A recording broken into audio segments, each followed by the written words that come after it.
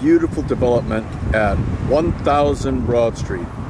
And it's been years in the making. The owner of this lot was trying to figure out what to do with it. So he finally decided to put up this big apartment complex. For years, the owner was thinking about putting up a high-rise. The neighbors really didn't want that. So that was one of the issues with the neighbors. So as a result, they had to wait years and years and years. And you'll be able to see right next to here is another lot that's been empty for years and years and years. And they've had Cirque du Soleil in this lot. And again, they're trying to figure out what they're gonna do with this other lot. Probably gonna put up luxury development also. A lot of times the developers always have their ideas and they advertise their ideas, but that doesn't necessarily mean the ideas are gonna take place, because there's so many other powers that be that are involved with their ideas. But they did finish this luxury development at 1000 Broad Street here, and it's a beautiful development. It took a little bit of time to put this up. It's a massive development when you think about it, but this is what's happening on Broad Street in Philadelphia. You can see in the distance Center City. This is what makes it so attractive to have a luxury development here, because it's easy for commuters to go from Broad and Washington to Center City. And then right next door is another luxury development called the Marine Club. That was developed over 20 years ago when it was an old building and they wanted to figure out what to do with it. Most people don't realize that it took 30 to 40 years for the Center City area of Philadelphia and other large cities to become redeveloped. And that was pretty much a result of people leaving the urban centers and going to suburbia after World War II. And with all the able bodies leaving the center of the cities, you had urban decay. And then now you have you have an echo of that, where people came back to the city for the last 15, 20 years, and they've reinvested in many parts of major cities in the United States. And you saw that in Philadelphia over the last 30 years too. There were parts of Philadelphia that had buildings with, instead of windows, metal covering the windows. But you don't see that anymore. We'll take a closer look at Center City from where we are at Broad and Washington, from where this development is, and you can see how close everything is and how scenic it all is.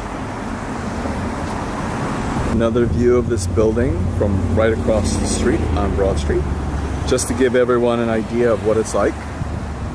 You can see the wonderful luxury development that they did. And it takes a lot of time to do projects in Philadelphia, only because the city, and to their credit, they want to have a say in what goes on. So there's a lot of oversight, and the community boards in Philadelphia are very strong also. If the community board says no, it's a good chance that the project won't take place. So obviously this developer had a lot of buy-in from the community, because the community probably saw that it was to their advantage to have more apartments in the neighborhood. And you can see here the luxury developments that are to the south of this building, the Marine Club building, and the other buildings that are here for apartments. And this is what it's going to be like in about 10 or 20 years in Philadelphia, with a lot more luxury developments dotting Broad Street. That's how it happens in a lot of cities, where there's the add-on effect. Someone develops a beautiful building, then people realize that it's nice to have the buildings in the neighborhood, and then more buildings are developed. And then as we turn to the east, you'll see this other potential project that's going to be developed, but not yet. As I said, always there's a lot of talk with developers. Talk, but then action takes a lot more time. It's all about marketing. But this area and this space is destined for some development. The owner has been waiting decades to figure out what to do with this space, and I'm sure they'll make a good decision. It'll probably be broken up into parcels to create different luxury developments. You develop one, then you wait, and then you develop another. We'll take a closer look at all this space that's here. It's really nice seeing this. But this, as I said, is right across the street from 1000 Broad Street. And it just shows you what changes are taking place in South Philadelphia and the economic vitality of Philadelphia, the economic vitality of the real estate industry in Philadelphia. The add-on effect, you have a Whole Foods type market that just appeared next to this massive development, and then you can see a parking garage behind the development, and then you see the development itself. Now, as I was mentioning, there are a lot of add-on effects when huge investments are made, and these are examples. And now, once these start taking root, you can bet that there'll be a lot more developments going up in the neighborhood, and there'll be people eyeing the parcels of property around here, deciding that they would like to buy that out.